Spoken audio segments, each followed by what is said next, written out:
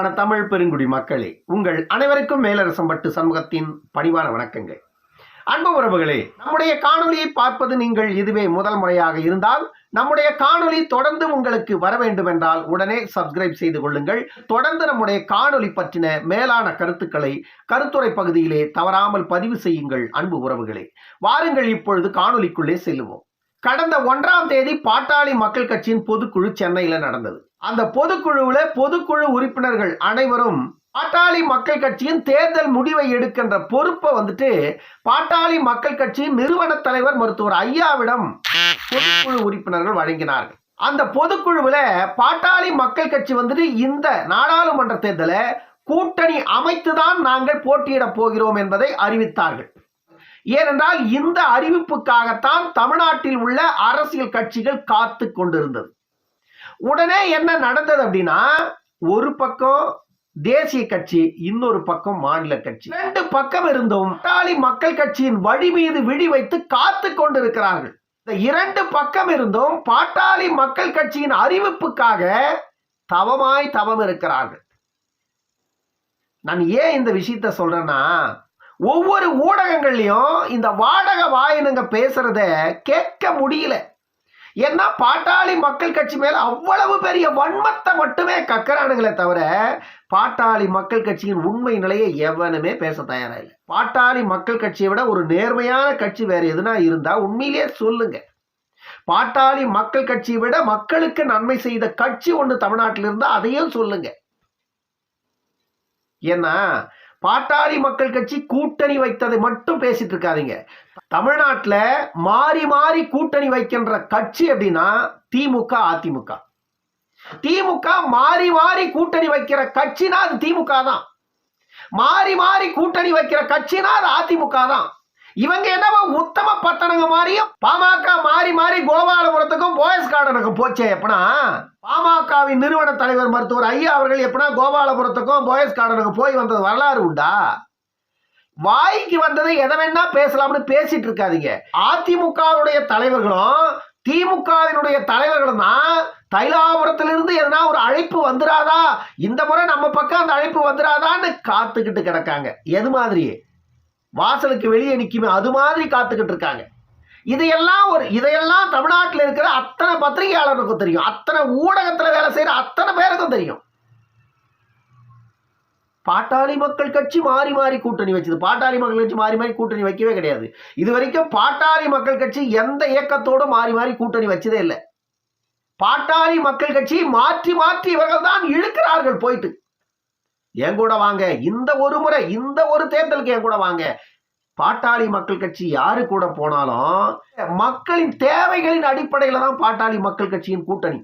பாட்டாளி மக்கள் கட்சி எந்த முறை கூட்டணி அமைத்திருந்தாலும் அது மக்களின் தேவை அறிந்து தான் பாட்டாளி மக்கள் கட்சி கூட்டணி வைத்தது. 2019 எடப்பாடி பழனிசாமியுடன் கூட்டணி அமைத்த போதும் கூட பாட்டாளி மக்கள் கட்சி 10 கோரிக்கைகளை முன்வைத்து தான் அந்த கூட்டணி வைக்கப்பட்டது. அந்த 10 கோரிக்கைகளில் மிக முக்கியமான கோரிக்கை 10.5 விழுக்காடு. பாட்டாளி மக்கள் கட்சி எப்பொழுதுமே மக்களுக்கான இயக்கம். இதை நான் பல முறை சொல்லிட்டேன். நீங்க பாட்டாளி மக்கள் கட்சியை பலவீனப்படுத்தணும், பாட்டாளி மக்கள் கட்சியின் தலைவர்களை இழிவுபடுத்தணும், இந்த ஒரே ஒரு விஷயத்தை நோக்கமாக கொண்டு திமுகவின் மனசை குளிர வைக்கணும், மு.க. ஸ்டாலின் மனசை குளிர வைக்கணும், இந்த பக்கம் எடப்பாடி மனசை குளிர வைக்கணும். இதுக்காக மட்டுமே ஊடகத்தில் வேலை செய்யாதீங்க. ஊடக தர்மம்னா என்னன்னு தெரிஞ்சுக்கிங்க. குறைந்தபட்ச நேர்மை இருக்கட்டும். ஒரு ஊடகத்தில் பணி செய்கின்ற யாராக இருந்தாலும் குறைந்தபட்ச நேர்மை இருக்கட்டும். அதிகபட்சம் 100 விழுக்காடு இருங்கன்னு சொல்லலை நான். குறைந்தபட்சம் 50 விழுக்காடாயிற்று நேர்மையோடு செயல்படுங்க. ஊடகத்தில் தமிழ்நாட்டில் எத்தனையோ அரசியல் இயக்கங்கள் இருக்கிறது. பாட்டாளி மக்கள் கட்சி அளவுக்கு குறைந்தபட்ச நேர்மை உள்ள ஒரு அரசியல் கட்சியை காட்டுங்க. உண்மையிலேயே பாட்டாளி மக்கள் கட்சி மட்டும்தான் மக்களின் பிரச்சனைகளுக்காக அரசியல் செய்கிறது.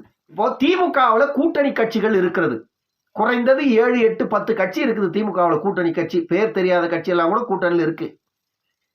முதன்மை கட்சி அப்படின்னு பார்த்தா காங்கிரஸ் கட்சி திமுக கூட்டணியில் இருக்குது. அந்த கட்சிக்கு என்ன கொள்கை இருக்கு, என்ன கோட்பாடு அந்த கட்சிக்கு, எதற்காக அந்த கட்சி தமிழ்நாட்டில் இருக்குது, தமிழ்நாட்டில் அந்த கட்சிக்கு என்ன வேலை இருக்குது சொல்லுங்க. தமிழ்நாட்டில் காங்கிரஸ் கட்சிக்கு என்ன வேலை இருக்குது, காங்கிரஸ் என்ன செய்ய போகுது தமிழ்நாட்டில்? கம்யூனிஸ்டுங்கன்னு ஒரு 2 கம்யூனிஸ்ட் இருக்கு தமிழ்நாட்டில். கம்யூனிஸ்டுங்களுக்கு வந்துட்டு திமுக 2 சீட்டு கொடுத்தது. போன முறை 2 கம்யூனிஸ்டுங்க 2 சீட்டு கொடுத்தாங்க. 2 சீட்லையும் அவங்க ஜெயிச்சிருக்காங்க. அந்த 2 சீட்லையும் ஜெயிச்சு இது வரைக்கும் அவங்க என்ன செஞ்சிருக்காங்க? காங்கிரஸ்ல 9 பேர் ஜெயிச்சு என்ன செஞ்சாங்க? இந்த கம்யூனிஸ்ட்ல 4 பேர் ஜெயிச்சு என்ன செஞ்சாங்க சொல்லுங்க. இருக்கிற இடமே தெரியல. அந்த பாராளுமன்ற உறுப்பினர்கள் யார் யாரு எங்கெங்க இருக்கிறாங்க ஒண்ணுமே தெரியல. இந்த 5 வருஷம் முடிஞ்சு போச்சு. ஒரு பாராளுமன்ற உறுப்பினர் என்றால் குறைந்தது 12 கோடி மக்களின் பொறுப்பாளர் அவர். அவருடைய செயல்பாடுகள் எப்படி இருக்கணும்? ஆனா தமிழ்நாட்டில் இருக்கிற பாராளுமன்ற உறுப்பினர்கள் எப்படி இருக்காங்க? இப்படிப்பட்ட இயக்கங்களை பற்றியெல்லாம் இந்த ஊடகங்கள் ஏன் பேசவில்லை என்ற கேள்வியை நான் முன்வைக்கிறேன். திமுக கூட்டணியில் இருக்கின்ற கட்சிகள் பலமாக இருக்கிறது. என்ன பலம் இருக்குது அந்த கட்சிக்கு நான் கேட்கிறேன். வைகோவோட கட்சி இருக்கா இல்லையா? வைகோ கட்சியில் எத்தனை பேர் இருக்காங்க தமிழ்நாட்டில்? கம்யூனிஸ்ட் கட்சியில் எத்தனை பேர் இருக்காங்க தமிழ்நாட்டில்? காங்கிரஸ் கட்சியில் எவ்வளவு மெம்பர்ஸ் இருக்காங்க தமிழ்நாட்டில்? திமுக 2021 அதிமுகவினுடைய எதிர்ப்பலை திமுக ஜெயிச்சிச்சு. பல கோடிகளை கொட்டி திமுகவை ஜெயிக்க வச்சுட்டாங்க. பல கோடிகளை கொட்டி திமுக வெற்றியை பெற்று விட்டது. ஆனா இந்த தேர்தலில் திமுகவின் உண்மையான வெற்றி தெரியும். ஏன்னா திமுக மக்களுக்கு எதிராக எந்த அளவுக்கு செயல்பட்டு கொண்டிருக்கிறது என்பது களத்தில் இப்ப நடந்துட்டு இருக்குது. எல்லாரும் பார்த்துட்டு இருக்கோம். திமுகவுடைய உண்மையான வெற்றி இந்த தேர்தலில் தான் தெரியும். பாட்டாளி மக்கள் கட்சி நம்முடன் கூட்டணிக்கு வந்து விடாதா என்று எல்லா அரசியல் கட்சியும் ஏங்கி கொண்டிருக்கின்ற தமிழ்நாட்டில் பாட்டாளி மக்கள் கட்சி நோட்டுக்கும் சீட்டுக்கும் பேரம் பேசுகிறது. அப்ப விடுதலை சிறுத்தைகள் பேசியதும் நோட்டுக்கும் சீட்டுக்கும் தானே பேரம். கம்யூனிஸ்ட் பேசியதும் நோட்டுக்கும் சீட்டுக்கும் தானே பேரம். காங்கிரஸ் பேசியதும் நோட்டுக்கும் சீட்டுக்கும் தானே பேரம். அவங்கெல்லாம் பேசினாக்கா சமூக நீதி அவங்கெல்லாம் வச்சாக்கா சமூக நீதி கூட்டணி. பாட்டாளி மக்கள் கட்சி கூட்டணி வச்சா நோட்டுக்கும் சீட்டுக்கும் கூட்டணியா? வெக்கமில்லையடா உங்களுக்கு எல்லாம் பேசுறது. கொஞ்சம்னா ஊடக தர்மம்னா என்னன்னு தெரியல உங்களுக்கு. ஏண்டா உங்க வாயை எதுக்கு நீங்க நார வாயை பண்ணிக்கிறீங்கன்னு கேட்கிறேன். பாட்டாளி மக்கள் கட்சி கூட்டணி அமைத்து போட்டியிட போகிறது. எதற்கு கூட்டணி அமைக்கிறது? மக்களின் தேவை அறிந்து பாராளுமன்றத்தில் நாம் இருக்க வேண்டும். பாராளுமன்றத்தில் நாம் இருந்தாதான் நம்முடைய மாநில உரிமைகளை கொஞ்சமாவது மீட்க முடியும்.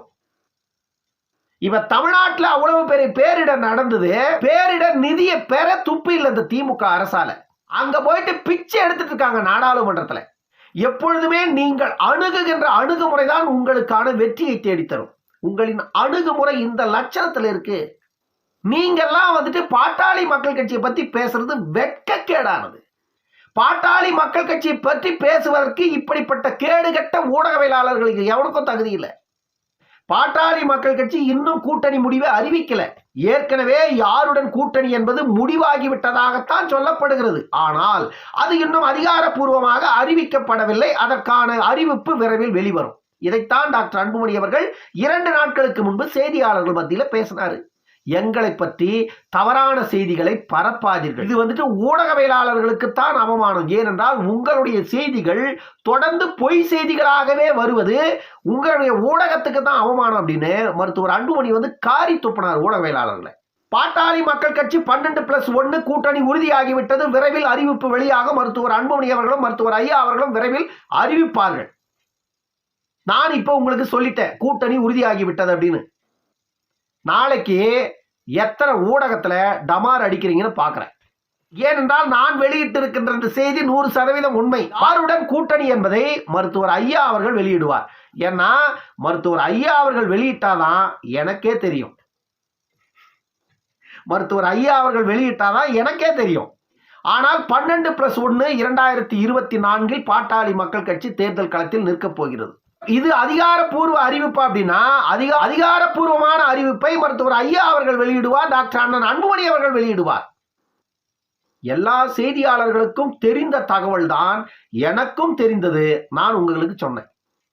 எல்லா செய்தியாளர்களும் எப்படி உருட்டிட்டு இருக்காங்கன்னு பார்த்தோம் இல்ல செய்தி சேனல்ல. எத்தனை பொய்களை பேசிக் கொண்டிருக்கிறார்கள். பாட்டாளி மக்கள் கட்சி நோட்டு வாங்கிடுச்சு, பாட்டாளி மக்கள் கட்சி பொட்டி வாங்கிடுச்சு, பாட்டாளி மக்கள் கட்சி பேரம் நடத்திட்டு இருக்குது, பாட்டாளி மக்கள் கட்சி திமுக கிட்ட பேசிட்டு இருக்குது. திமுக கிட்ட பாட்டாளி மக்கள் கட்சி எங்க எப்ப எப்பொழுது பேசியது? அதிமுக கிட்ட பாட்டாளி மக்கள் கட்சி எங்கே எப்பொழுது எப்படி பேசியது? நீங்க தானே எல்லாத்தையும் சொல்லிட்டு இருக்கீங்க. நீங்க தானே எல்லாத்தையும் சொல்லிட்டு இருக்கீங்க. திமுகவுடன் பேசியதை யாரும் பார்த்ததில்ல, அதிமுகவுடன் பேசியதை யாரும் பார்த்ததில்ல, பாஜகவுடன் பேசியதை யாரும் பார்த்ததில்ல. ஆனா நீங்களே மருத்துவர் ஐயாவுக்கு தெரியாமல் டாக்டர் அன்புமணி அவர்கள் பேசிக் கொண்டிருக்கிறார் பிஜேபியிடம். மருத்துவர் அன்புமணி பேசுவது தெரியாமல் மருத்துவர் ஐயா அவர்கள் அதிமுகவின் பக்கம் பேசிக் கொண்டிருக்கிறார். இப்படியெல்லாம் தமிழ்நாட்டில் உருட்டி கொண்டிருப்பவர்கள் இந்த ஊடகவியலாளர்கள். அப்படின்னா யாரும் யாருக்கிட்டையும் பேசல, எந்த விஷயமும் தெரியாது, வாய்க்கு வந்தது அடிச்சு விடுறது. பாமக தானே, அடிச்சு விடு, எதை கேட்டாலும் பாமக வண்டி ஓடும் அப்படின்றதுதான். ஏன்னா அவதூற பரப்புங்க, ஒரு லிமிட் வேணாம், ஒரு லிமிட் வேணாம். நாம் தமிழர் கட்சியின் ஒரு ஊடகத்துல தொடர்ந்து இதைத்தான் பேசிக் கொண்டிருக்கிறார்கள். நோட்டுக்கும் சீட்டுக்கும் கட்சிகள் வேற பேசிக் கொண்டிருக்கின்ற சூழ்நிலையில் சீமானவர்கள் 1000 கோடி ரூபாய் கொடுக்கிறேன் என்று சொல்லியும் கூட அந்த கூட்டணியை எடுத்தறிந்து விட்டு மக்களோடு மக்களாக நின்று கொண்டிருக்கிறார் காத்தல்னு. என்ன பண்ணுவீங்க? நின்று 40லையும் தோப்பீங்க. நாங்க 7 விழுக்காடு ஓட்டு வாங்கி இருக்கிறோம்னு சொல்லுவீங்க. அடுத்த 5 ஆண்டு வர வரைக்கும் காத்துக்கிட்டு இருங்க அப்படின்னு சொல்லிடுவாங்க. 5 ஆண்டுகள் என்பது அவ்வளவு சாதாரண விஷயம் அல்ல. மக்களுக்கான பிரச்சனைகள், மக்களுக்கான திட்டங்கள், எல்லா உரிமைகளையும் நாம் இழந்துட்ட பிறகு அதுக்கப்புறம் நீங்க அதிகாரத்துக்கு வந்து என்ன பண்ண போறீங்க? தமிழ்நாட்டோட மொத்த கடன் அன்னைக்கு 11.5 லட்சம் கோடி. நான் பல முறை சொல்லிட்டு இருக்கேன். 2026 தேர்தல் வருவதற்குள்ளாக அது 15 லட்சம் கோடியாக மாறிடும். இந்த 5 ஆண்டுலயும் தமிழ்நாட்டில் திராவிட கட்சியை ஒழிக்க முடியாம மீண்டும் திராவிட கட்சிகளே ஆட்சிக்கு வந்துச்சுன்னா அடுத்தடுத்து 5 ஆண்டுகள் என்ன நடக்கும்? மாநிலத்தின் நிலைமை, மாநில மக்களின் நிலைமை என்னவாகும்? நினைத்து பார்த்தாலே நெஞ்சமெல்லாம் பதறுகிறது. ஏன்னா எத்தனை தலைமுறைகள் அழிந்திருக்கிறது என்பதை நாம் கண்கூடா பார்த்துட்டு இருக்கோம். சாராயத்தால நம்முடைய கனவு என்னவாக இருக்கிறது? 2026 தமிழ்நாட்டில் பூரண மதுவிலக்கு வந்துவிடாதா என்ற கனவு இருக்கிறது நமக்கு. ஆனால் அந்த கனவை நனவாக்க வேண்டும் என்றால் தமிழ்நாட்டின் இலக்கு மருத்துவர் அன்புமணி வெற்றி பெற்று தமிழ்நாட்டின் முதல்வர் ஆகணும். அடுத்த நாள் தமிழ்நாட்டில் தானாகவே மதுக்கடைகள் பூட்டிக் கொள்ளணும். அதற்கான முடிவை தமிழ்நாட்டில் உள்ள பெண்கள் தான் எடுக்கணும். எந்த ஆணும் அதற்கு முன் வர மாட்டாங்க. ஏன்னா குடிகாரர்கள் வரமாட்டாங்க. அன்புமணிக்கு ஓட்டு போட்டா மதுக்கடையை மூடிடுவாரு அப்படின்னு எந்த ஆம்பளையும் ஓட்டு போடலனாலும், எந்த குடிகாரம் ஓட்டு போடலனாலும், அந்த வீட்டில் உள்ள பெண்கள் நீங்களே முன்வந்து யார் உங்களுக்கு எத்தனை எதிர்ப்புகள் சொன்னாலும் டாக்டர் அன்புமணிக்கு உங்க வாக்கு போடுங்க. தமிழ்நாட்டிலுடைய மதுக்கடைகள் தானாக பூட்டிக்கொள்ளும். உங்களுடைய குடும்பம் குடியிலிருந்து வெளியேறி கோயிலாக மாறிவிடும். அதற்கான வாய்ப்பைத்தான் டாக்டர் அன்புமணி அவர்கள் கேட்கிறார். தமிழ்நாட்டில் எந்த குடிகாரனும் பாட்டாளி மக்கள் கட்சிக்கு வாக்களிக்க முன்வர மாட்டார். ஆனா அந்த குடிகாரனின் மனைவிமார்கள், பிள்ளைமார்கள் அனைவருமே தயவு செய்து பாமகவுக்கு ஓட்டு போடுங்க. ஏன்னா குடும்பங்களை காக்க வேண்டிய அவசியம் இருக்கிறது, தலைமுறைகளை வாழ வைக்க வேண்டிய அவசியம் இருக்கிறது. அடுத்தடுத்த தலைமுறைகளையாவது சுயநினைவுக்கு கொண்டு வந்து அவர்களை அடுத்த நிலைக்கு கொண்டு செல்ல வேண்டிய அவசியம் இருக்கிறது. இதற்கெல்லாம் சிந்திக்க வேண்டியவர்கள் பெண்கள் தான். ஏனென்றால் ஒரு குடும்பத்தை கட்டி காக்கின்றவர்கள் பெண்கள் தான். பெண்கள் இல்லை என்றால் குடும்பமே கிடையாது. குடும்பம் என்று சொல்லுவதே பெண்களை சார்ந்துதான் நிற்கிறது. பெண்கள் இல்லை என்றால் குடும்பம் இல்லை. ஆண்கள் 5 ஆண்கள் இருந்தால் அது குடும்பம் இல்லை. ஒரு பெண் இருந்தால் மட்டும்தான் அது குடும்பம். பெண்கள் நினைத்தால் மட்டும்தான் தமிழ்நாட்டில் பூரண மதுவிலக்கை கொண்டு வர முடியும். அப்பொழுதுதான் சாத்தியமாகும். இன்னொரு காணொலியில் சந்திக்கும் வரை உங்களிடமிருந்து விடைபெற்றுக் கொள்வது மேலரசம்பட்டு சண்முகம். நன்றி, வணக்கம் அன்பு உறவுகளே.